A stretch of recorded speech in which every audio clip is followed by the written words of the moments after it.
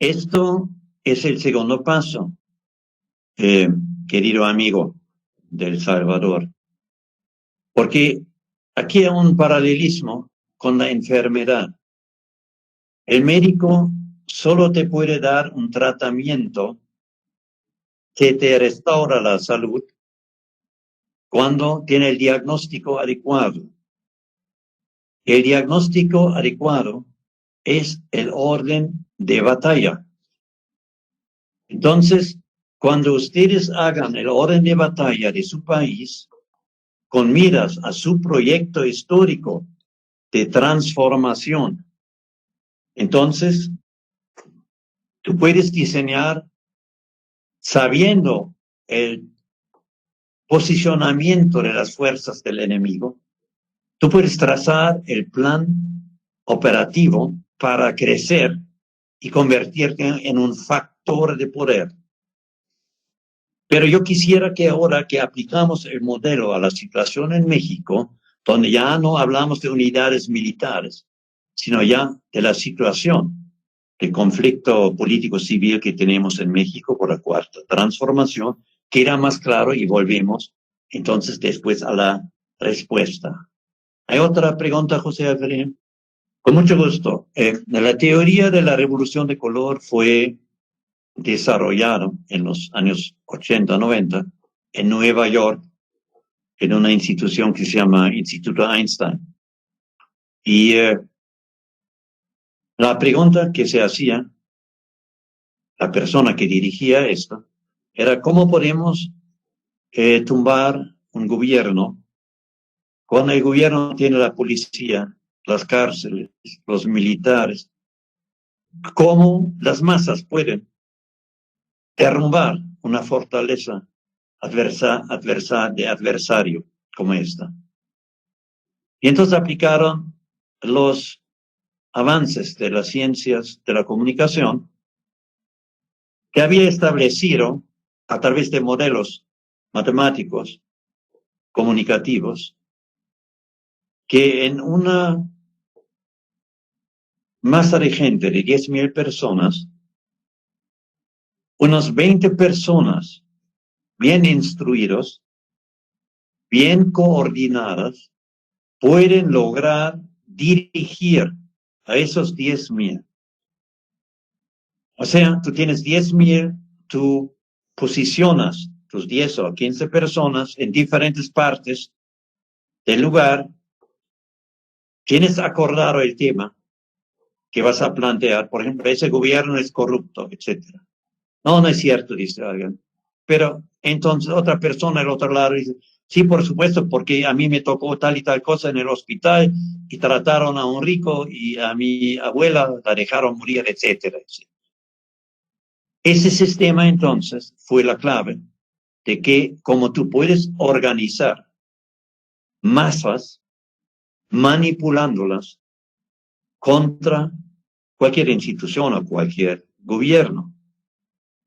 Luego, hay otro mecanismo que yo llamo la lobotomización cultural de las masas. Hoy día las clases dominantes en los países burgueses utilizan esencialmente 8 mecanismos de manipulación de la gente. Y vamos a llegar a esto en otra sesión. Cuando tú aplicas bien esos mecanismos, utilizando las redes sociales, utilizando la televisión, etcétera, etcétera, entonces tú conviertes a la gente en perros de Pavlov, es decir, en robots que responden cuando aprietas un botón. Se convierten de sistemas dinámicos complejos con posible autonomía de decisión en sistemas determinísticos, que aprietas un botón y sabes que sucede tal y tal cosa. Entonces, esos son las bases teóricos, también la teoría de las identidades sociales, allá tienen todo ese rollo de la cuestión de cambio de género, etc. Esto es una moda sistemáticamente promovido por el gran capital y sus medios de guerra psicológica, que llaman medios de comunicación, Porque eso puede ser un problema en algunas personas, problema minoritario.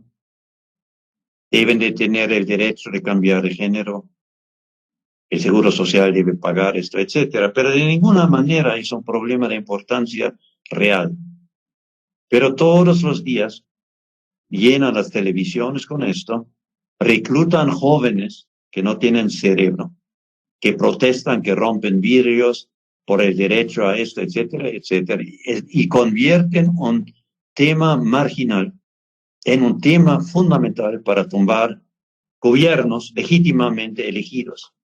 Esos son solo algunos de los elementos. La primera revolución exitosa de color fue con ese nombre en Ucrania, donde los gringos invirtieron más de $5,000 millones y compraron sus grupos y entregaron armas, etcétera, y finalmente tomaron al presidente, que se tuvo que refugiar en Rusia.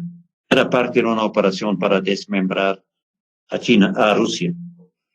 Trataron después de hacer lo mismo en Hong Kong. El gobierno entendió la jugada y los paró.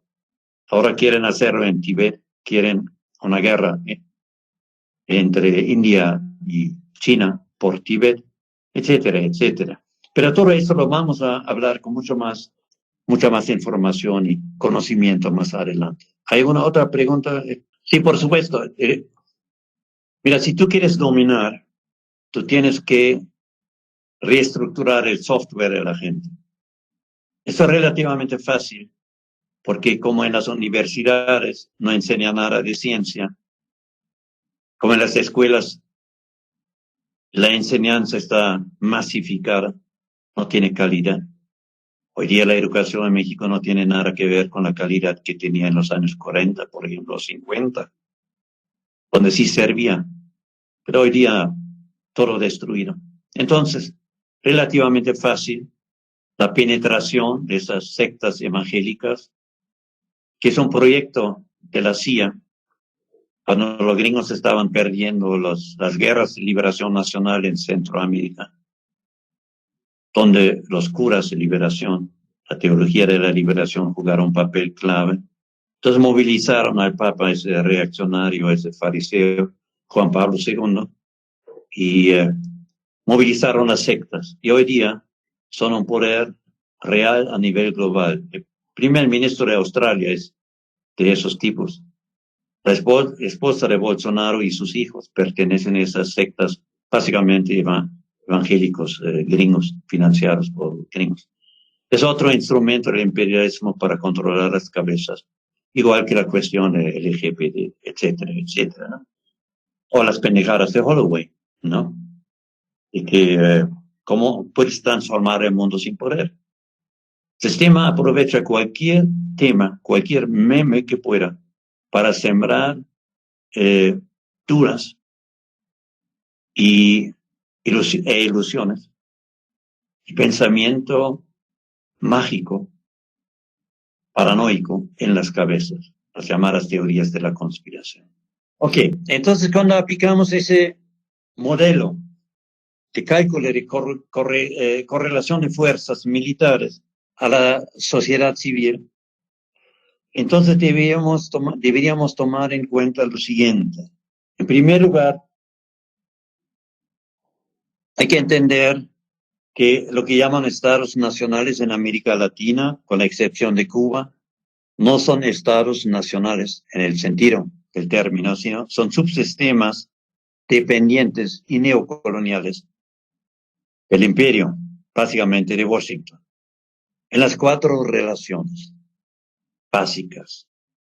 Entonces, ¿cómo empezamos nuestro análisis de la correlación de fuerzas? En nuestro país neocolonial, en lo político y en lo militar, tú tienes que mirar a la Casa Blanca. Porque como hace 2000 años, en las colonias tenían que mirar a Roma para saber lo que pasaba. Nosotros tenemos que mirar a Estados Unidos, a la Casa Blanca, porque somos un apéndice político de ellos. En segundo lugar, tienes que mirar a la bolsa de valores y la estabilidad de la moneda, porque nosotros somos una neocolonia económica, y tecnológica. Y en la cuarta relación, la de los medios, obviamente, es lo mismo. Nuestros medios de comunicación o son internacionales o son dependencias internacionales, utilizan los modelos de periodismo burgués. El New York Times es su máxima ilusión. Y cuando les cita el New York Times en un periódico en Centroamérica o en México, tienen un orgasmo, porque sienten, son verdaderos periodistas. Bueno, básicamente no son más que escribanos del rey. Entonces, este es el primer elemento que hay que tomar en cuenta y que hay que analizar. ¿Cuál es la posición de la Casa Blanca frente a tu proyecto de transformación? López Obrador entendió esto muy bien desde el inicio y logró una buena relación con Trump, básicamente vía su yerno, Jared Kushner, a quien Trump encargó la política para México y Centroamérica. Y entonces logró en la renegociación del Tratado de Libre Comercio, aceptando imposiciones fuertes en las tecnologías que hoy día cuentan, por ejemplo, 5G, digital, inteligencia artificial, etc.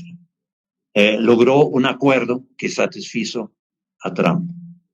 Había fuerzas en Estados Unidos vinculados, obviamente, a George Soros, al Partido Demócrata, y con la quinta columna aquí dentro de México, los llamados zapatistas, el Ejército Zapatista de Liberación Nacional, que es esencialmente un caballo de Troya del imperialismo apoyado por sectores, sobre todo en lo editorial de un diario supuestamente de izquierda que se llama La Jornada.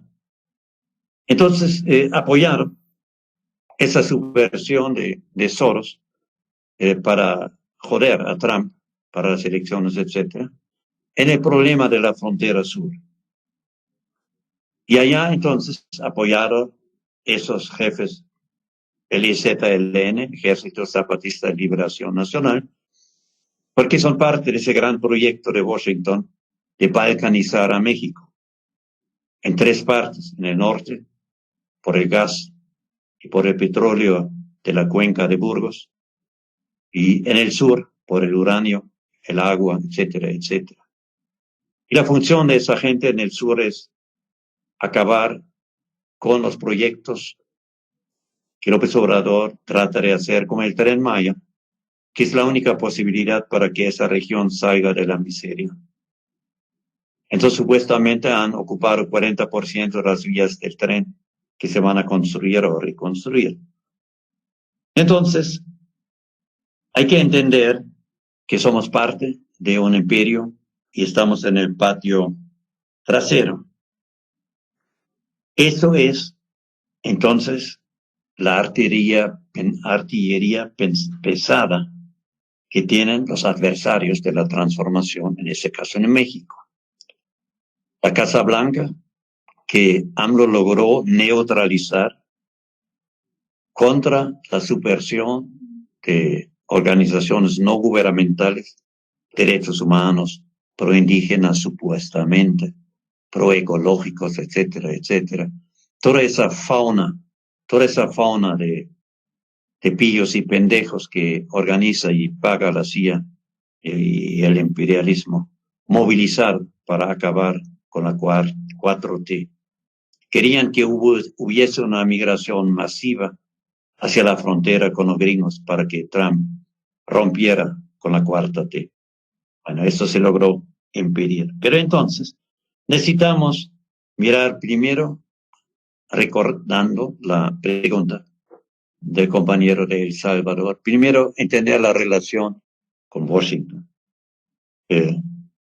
Por supuesto, la segunda artillería pesada que tienen los tanques es la bolsa de valores, porque te destruyen la economía en 2 o 3 días vía el valor del peso y la fuga de capitales. Eso es muy fácil de entender. Gran parte de la inversión en las bolsas es inversión de portafolio, inversión de papel básicamente, no inversión directa real, que tú puedes movilizar de un momento a otro. Vienen para ganar con los altos intereses aquí en México. Y cuando hay un problema, te sacan miles de millones de dólares y te quiebran el peso.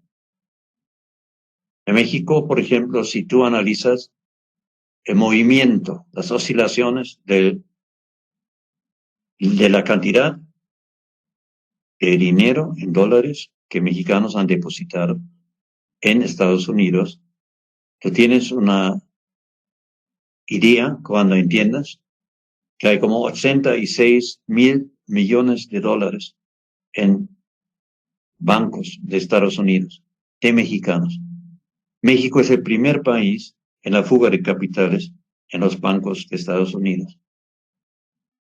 Entonces, tienes que ver primero quién está en la Casa Blanca y qué es lo que puedes negociar con él, porque la doctrina Monroe sigue vigente. Tienes que ver la bolsa de valores, el valor de tu moneda, para ver qué puedes hacer en términos económicos. Porque el gran capital financiero manda y te destruye cuando le dé la gana. Y tercero, por supuesto, en los medios también, como ya decía, hay una total dependencia. Ahora, entonces, en lo internacional, tus enemigos del otro lado de la trinchera son los medios, básicamente. Tienes que ver lo que hace el gran capital allá con tu país. Eres una colonia. No puedes tener ciertas relaciones con China, con Rusia, o de alta tecnología si no quieres que te joden. Y la posición de los medios. México está en una buena situación relativamente, porque Trump está apoyado por Fox News, una televisión neofascista, básicamente, de tipo Goebbels. Goebbels estaría feliz si tuviera esa televisión.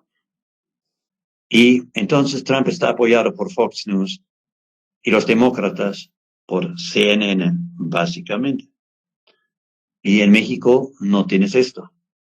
En México tú no tienes una cadena poderosa mundial que apoya a la cuarta transformación. No existe. Ahora, si tú miras al gran capital, el gran capital es la clase dominante, por supuesto. Entonces, el gran capital no es monolítico. Eso hay que entender. Tú tienes que diferenciar entre las fracciones del capital. El capital financiero, por ejemplo, los bancos, los seguros, los brokers, etc. El capital extractivo, la minería. El capital manufacturero, que básicamente son transnacionales. Y por supuesto, el capital de los servicios. Entonces tú tienes que analizar en tu país quiénes son los dueños y cuál es su política. Para el caso de México está muy claro. El secretario de Economía había propuesto a los bancos aquí que por el problema de el COVID, de la crisis económica, se perdió más de 1 millón de empleos. Va a haber una caída de la economía en 10% en este año más o menos, entre 9 y 10.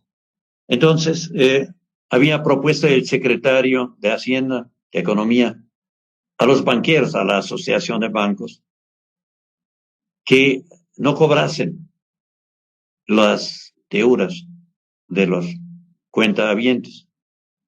Y la respuesta de ellos fue, hace un par de días, que ya habían pospuesto el cobro desde abril a septiembre, pero que ya no iban a hacerlo más y que ya se tenía que pagar.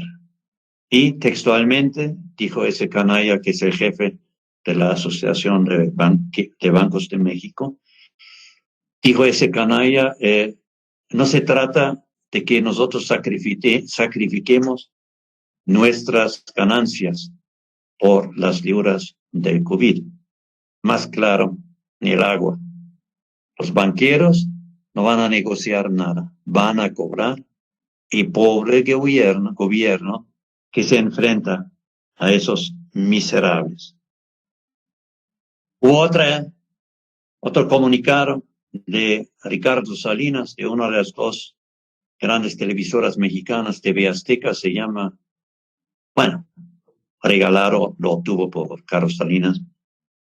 Y él dijo que en las pensiones los empresarios no deberían pagar nada, porque era un asunto de los obreros ahorrar para que tuvieran una vida digna en el futuro. Entonces, esencialmente, esas son las posiciones del gran capital, el capital extractivo, minero.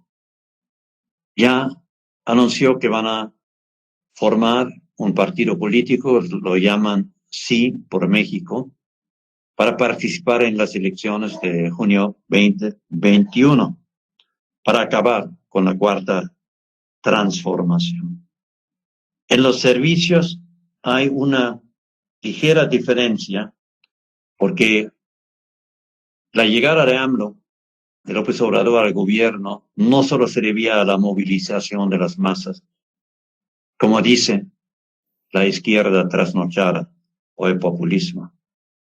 Hubo dos elementos claves. Un elemento clave era la movilización de la gente, y el segundo elemento clave fue que el gobierno del PRI, de Peña Nieto, no aceptó una solicitud externada en una cena con unos 12 empresarios extractivos en parte, de impedir la llegada al poder de AMLO. Un golpe de Estado institucional, plantearon esos grandes capitalistas. Pero el PRI no aceptó, y solo por eso está hoy día López Obrador en el gobierno, si no, le hubieran robado por tercera vez las elecciones. Entonces, el gran capital tiene, sin embargo, una división importante. El capitalista más importante de América Latina, Slim, es en el fondo el copresidente de México. Carlos Slim, el hombre más rico de América Latina, apoyaron el proyecto capitalismo de Estado keynesiano de AMLO. Y sin Slim como copresidente, la cuarta T ya no existiría. Entonces aquí hay esta división interesante en el gran capital. El capitalista más fuerte del continente ha sostenido a este gobierno. Algo semejante a lo que pasó en Brasil con Lula, en el primer gobierno y su vicepresidente. Entonces, hay que analizar el gran capital en sus fracciones y en sus posiciones. Y finalmente, para que tengamos todavía 10 minutos para preguntas, la oposición. Hay diferentes fracciones de la oposición, de la revolución de color, que no se ha entendido en México por las siguientes razones. Aquí hay un movimiento que se llama Frente Nacional Anti-AMLO, que encabeza un ex jefe ejecutivo de una transnacional. Ese tipo se llama Gilberto Lozano. Y él prácticamente tiene una función que en el discurso público no aparece. Él dice prácticamente que hay que sacar a AMLO antes de noviembre. No hay que esperar hasta las elecciones de junio 2021. Y obviamente la única manera de lograr esto es a través de movilizar a la calle o un magnicidio. Entonces, a esa gente se le ha llamado de demente. El más importante Twitter de México dice que es un loco, etc. Bueno, eso se decía a Hitler cuando decía que iba a matar a todos los judíos en su libro Mein Kampf, mi lucha. Y no entienden la función de ese tipo. En toda contrarrevolución hay una franja que quiere matar, una franja fascista, y una franja presentable, la oposición moderna, responsable, propositiva, etc. Esto sucedió en Chile contra Allende. Patria y Libertad eran los matones. La democracia cristiana, cierto sector de ellos, era la oposición presentable, decente, democrática, contra la dictadura de Allende. Eso sucede entonces en todos los procesos de destrucción, de transición en América Latina. Entonces, ¿qué dice ese tuitero que trabaja con el gobierno? Bueno, Lozano es un demente, no hay que tomarlo en serio. Bueno, ahora Lozano está instalado en el Zócalo. El Zócalo es el centro del poder del país. Ya tienen sus tiendas de campana, sus, ¿cómo se llaman? Sí, tiendas de campaña, perdón. De campaña.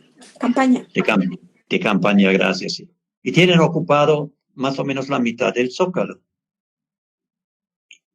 Es decir, tú permites una cabeza de playa en el centro de poder de la cuarta transición. Están a 50 metros del Palacio Nacional. ¿Qué dice la gobernadora del Distrito Federal, Claudia Sheinbaum? Dice, no, hay que preguntarle si es una performance o si es un plantón.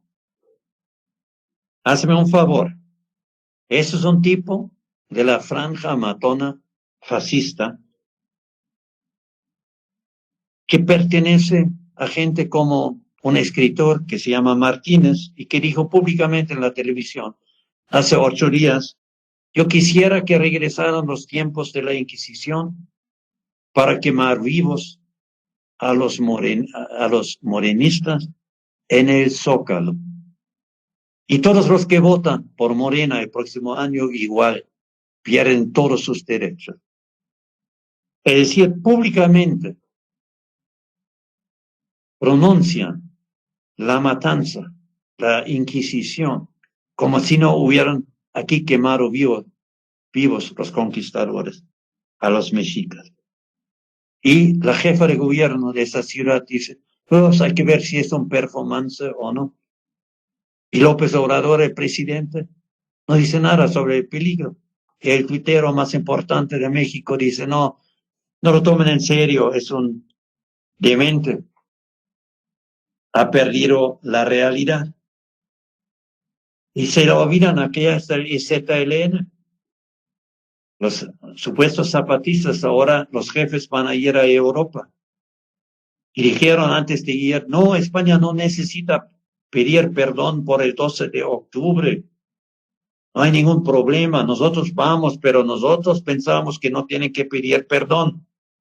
O sea, los genocidas no tienen que pedir perdón. Pero ¿qué van a hacer allá? Esa nomenclatura del ZLN. ¿Qué van a hacer? Lamar el culo de los europeos para que les den dinero. ¿Para qué? Para impedir el Tren Maya. La única esperanza de desarrollo en el sureste. Y avanzar el proyecto de balcanización del imperialismo. Y así, otro aspecto, y cierro para que tengamos un par de minutos. Otros tanques, infantería, aviones de guerra de otro lado, tienen que analizar que es, por supuesto, las universidades. Las universidades mexicanas son todas reaccionarias, lo mismo que pasó en Venezuela. Por eso Chávez hizo su sistema educativo alternativo. Porque los profesores reaccionarios, antitransformación, la misma cosa en México. No sirven para nada, solo gastan dinero. Tienen que analizar a los jueces. El sistema judicial está totalmente corrupto en México. Entonces, al fin y al cabo, como en Estados Unidos, donde Trump acaba de meter, o trata de meter, una católica reaccionaria contra los derechos de la mujer para tener mayoría, porque cuando él sabotea las elecciones, la Corte Suprema tiene que decidir y quiere ganar entonces vía la mayoría de los reaccionarios en la Corte. Entonces tienen que ver cuál es la posición de los jueces en su país. Varía, por supuesto. La Corte Suprema de Colombia ha hecho cosas heroicas y maravillosas contra el Paraco Uribe. Hay que analizar esto, por supuesto. Hay que ver cómo se manejan los asuntos sociales. El gobierno mexicano ha sido totalmente inepto en tratar el problema de la mujer. Legítimas demandas de las mujeres mexicanas y no responden. Y entonces ya la derecha ha organizado a jóvenes que no entienden las cosas, feminismo, talibán, radical, etcétera, etcétera, en contra de la cuarta transformación. Y así, vean ustedes entonces qué fuerzas tienen del otro lado los de la revolución de color. ¿Cuál es la posición de las iglesias católicas y protestantes gringas en su país? Vean los partidos políticos. Lo de los partidos políticos, por supuesto, es una cosa deprimente en México. Lo vamos a volver a ver la próxima vez con más calma, pero les puedo adelantar que Morena, les voy a citar eso. Ese escritor que les digo se llama Francisco Martín Moreno, y él dijo, y cito, yo propongo en la televisión, yo propongo que si se pudiera regresar a la época de la Inquisición, yo colgaba a cada uno de los morenistas. No colgaba, quemaba vivo a cada uno de los morenistas en el Zócalo capitalino. Eso es un crimen. Eso viola la Constitución, viola todas las leyes en México. ¿Y qué dice el gobierno?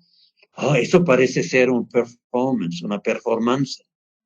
Dios mío, ¿cómo es posible? ¿Qué dirección política tenemos que no entiende lo más básico de la revolución contra la revolución de color? Y finalmente, ¿cuál es la situación de Morena? De acuerdo con un reporte interno, el partido que tuvo 30.5 millones de votos, que llevó AMLO al poder, en 17 de los 32 estados de México no tiene presidente. 17 de 32 no tienen presidente. En 5 estados no hay dirigencia ni consejos estatales desde el año 2015. Y en los 10 restantes, aunque existe dirección, las pugnas entre grupos derivadas de la disputa nacional y local, así como su estructura incompleta, los tiene parcialmente inmovilizados. Esto es el panorama del orden de batalla en México. Y a ver qué pasa en las elecciones del próximo año. Pero me parece que vamos a volver sobre esto en la próxima sesión, junto con 3 análisis que ustedes hagan. Y escogemos entonces los países para analizar todos juntos y entender la lógica de la contrarrevolución de color, etcétera. Yo diría, Elmer, que en primer lugar la correlación de fuerzas varía mucho en los países. En Argentina, el gobierno de Alberto Hernández está prácticamente liquidado por la inflación, por la deuda externa, por que la derecha, la oligarquía, ya quiere volver con Macri, con los neoliberales, etcétera. Entonces está muy mal la situación allá. En la República Dominicana, recientemente la votación en contra de ese partido de transición que Juan Domingo Bosch había fundado fue como 53% casi. En El Salvador, el Frente Farabundo Martí perdió las elecciones con un número de votos semejantes. En México todavía se mantiene el proyecto de la transición. No sabemos hasta cuándo. Y en Venezuela, tú tienes una dictadura burguesa que no tiene ninguna perspectiva de futuro, ni para el pueblo tampoco. Entonces, en cada país está diferente la situación de poder entre los transformadores y entre los que quieren aplastar cualquier cambio del status quo. Por eso decía yo, la clave para organizar es entender primero, hacer esa radiografía de la realidad, identificar cuál es la infantería, los que pagan para estar en las manifestaciones, cuáles son los tanques pesados, la banca, quién es el arma nuclear, la Casa Blanca, qué hacen las universidades, etcétera, etcétera. Que se analice y si no pueden, hasta la próxima vez lo hacemos aquí con México, ya con más detalle, con más tiempo, porque requiere una sesión propia. Analizar las fuerzas diferentes en posición del enemigo, en qué disposición están. Ya han reunido las fuerzas adecuadas en el lugar adecuado, en el tiempo adecuado para dar el golpe, como dice Clausewitz, o todavía no. Esa es la tarea que hay que hacer. Y de este análisis se deriva el siguiente paso, pero sin diagnóstico adecuado no hay terapia adecuada. Por eso ese es el primer paso que tenemos que dar. Y el modelo del orden de batalla es, a mi juicio, el mejor instrumento para hacerlo. Lo hicimos en Barquisimeto, en Venezuela. Apenas había llegado Hugo Chávez al poder. Había una reunión de 300 personas, chavistas todos. Utilizamos ese modelo. Yo en el pizarrón tracé una línea y dije, a ver, esa es la línea de batalla. Ahí está el enemigo, aquí estamos nosotros. ¿Qué fuerzas tienen ellos y qué fuerzas tenemos nosotros?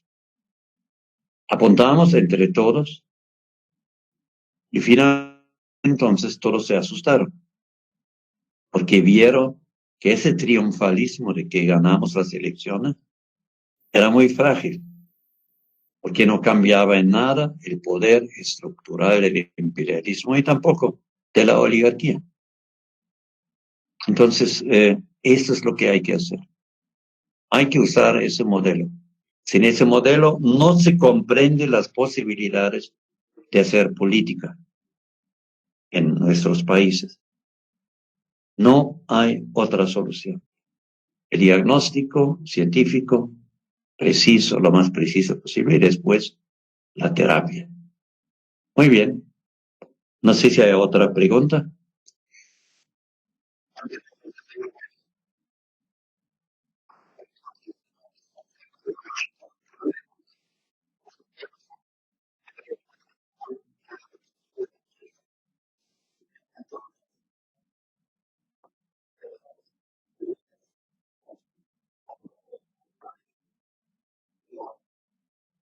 Sí.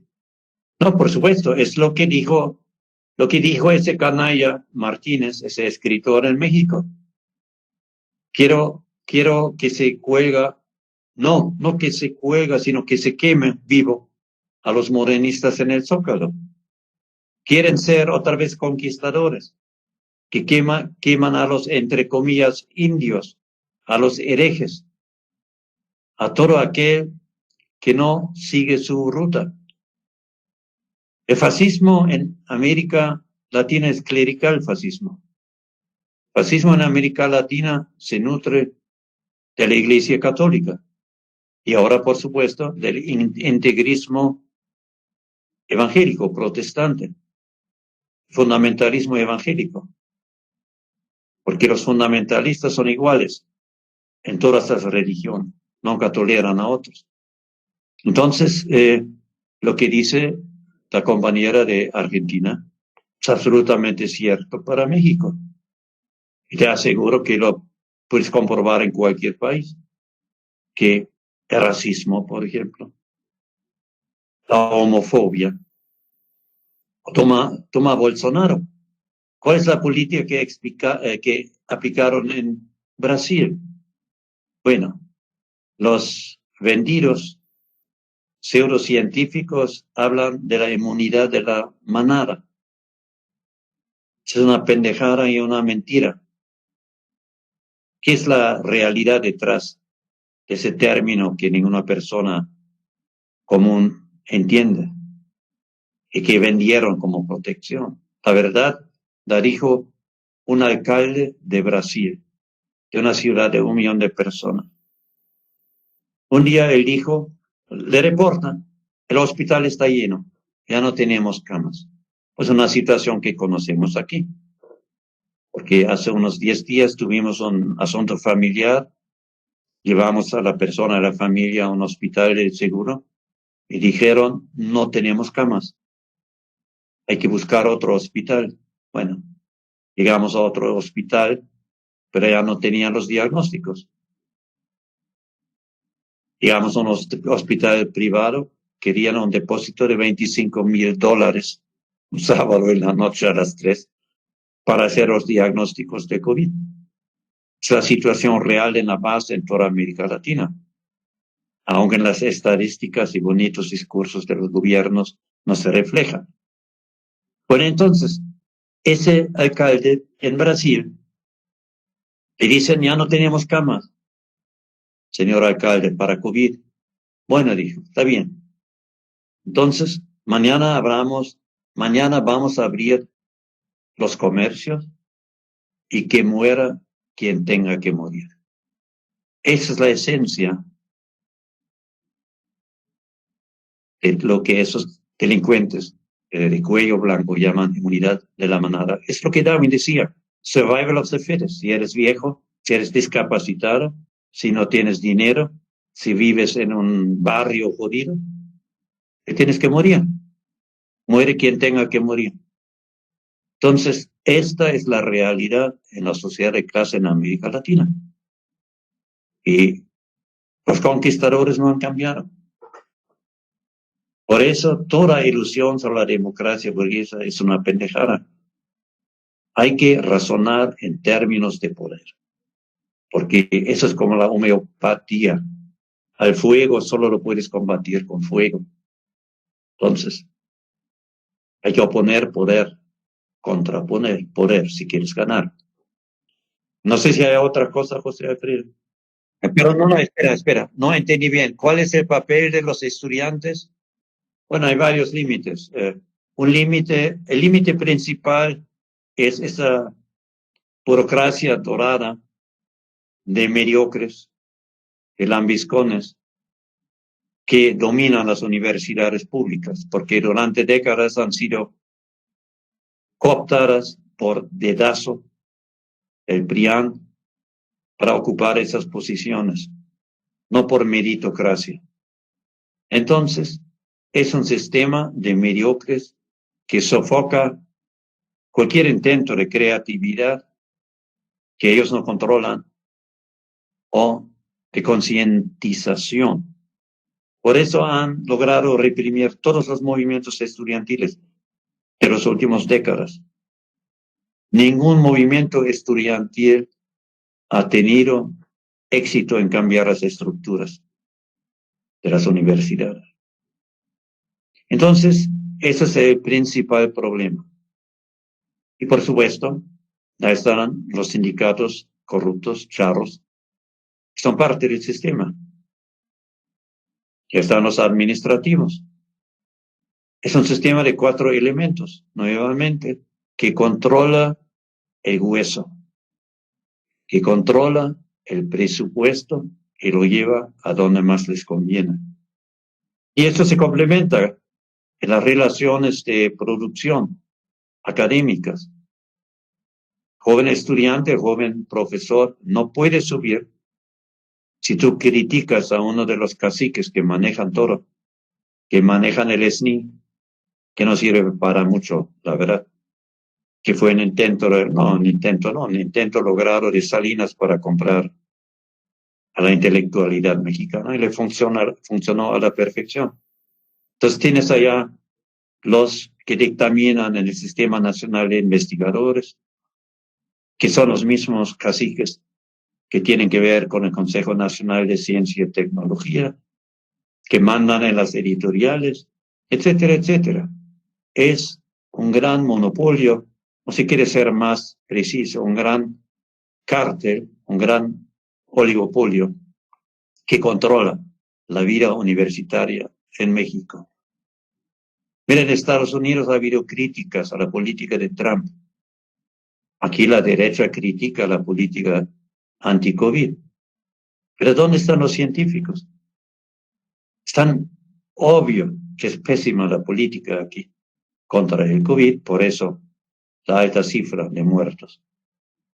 Y no hay crítica, porque no hay una comunidad crítica.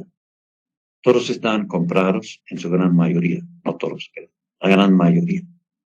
Todos esos son los problemas en la universidad pública. Mediocridad, oportunismo político, represión hacia abajo. Por ejemplo, ¿qué han hecho con la violencia contra las mujeres? No han hecho nada, solo hablan. Ese sistema de seguridad en la UNAM solo sirve para proteger a los jefes. No le da seguridad a los estudiantes. Entonces, todo es una farsa, todo es una simulación. Entonces, si tú quieres cambiar algo, haz el orden de batalla en tu facultad, en tu carrera, para que no te conviertas en un crucificado, sin causa.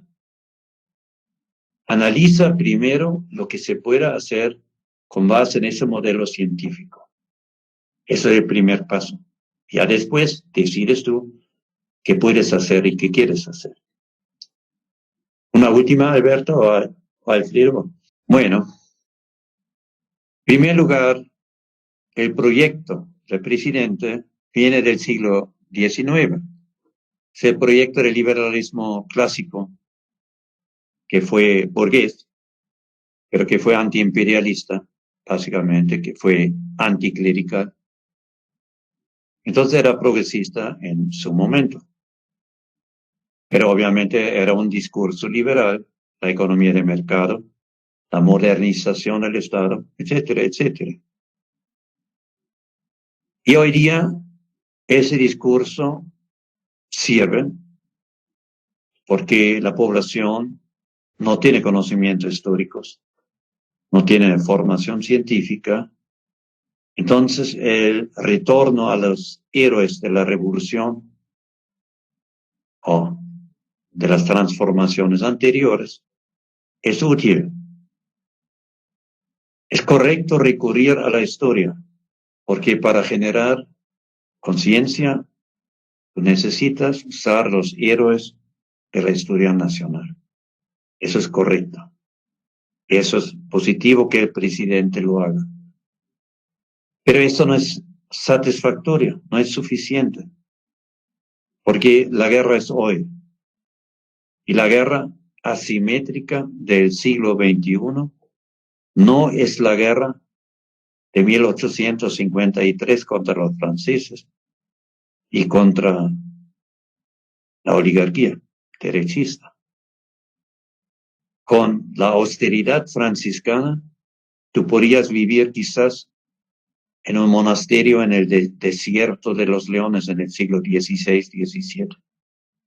Pero con la austeridad franciscana y con el pasado, tú no puedes ganar la guerra asimétrica de hoy día. Por ejemplo, me informan que en Colombia hay redes financiados por los gringos para destruir a la 4T. Esto es lógico. Entonces, todos son redes. Miami, Bogotá, Washington, Madrid. Por supuesto que son redes mundiales. Y cada rato sacan cosas con mentiras contra la 4T. Inventan mentiras. Y nadie en este gobierno se siente obligado a hacer algo contra esto. El otro día me dice un amigo, hoy a las 2 de la madrugada, una de esas redes subversivas publicó una mentira sobre AMLO. A veces dicen que es millonario, a veces esto, aquello. En poco tiempo había más de 1,000 o 10,000, no recuerdo bien, retweets de esto.